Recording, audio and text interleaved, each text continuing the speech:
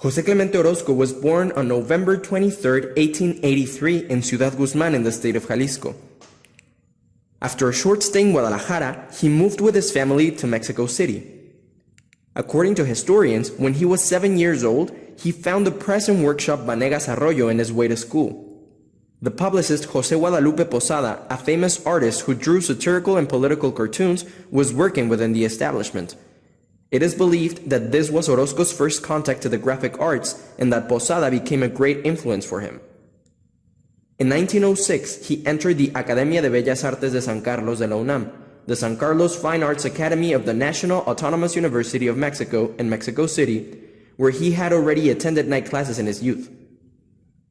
In 1911, he worked as a political cartoonist for El Imparcial, The Impartial, a liberal journal that was active between 1896 and 1933 and drew inspiration from the style of American publications.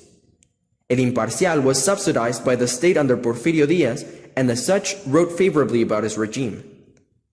In 1916, he founded in Orizaba, Veracruz, the journal La Vanguardia, The Vanguard, along with Manuel Becerra Costa, Gerardo Murillo, Dr. Atl, and Félix Palavicini. In contrast to El Imparcial, this journal had more freedom over its contents. Cartoons were, from the beginning, a tool to expose criticism against religious, political, and economic power figures. Irony and satire would be especially used to caricature body traits and features, giving these figures the shapes of animals without restraint, filled with passions and desires. Orozco learned how to draw in this style and worked as an editorial cartoonist.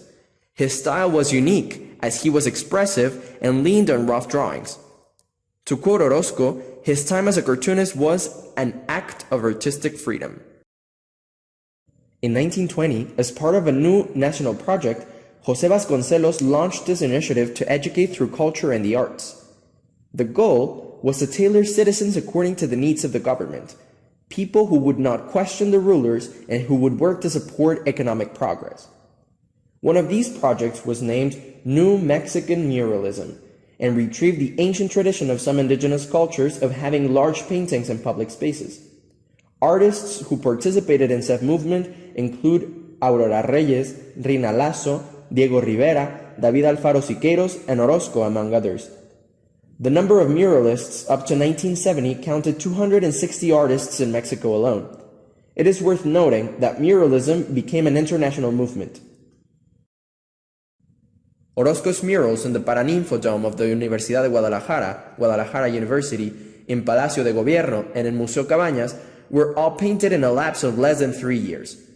Before these murals, he had created the ones in Pomona College, 1930, and Dartmouth College, 1932.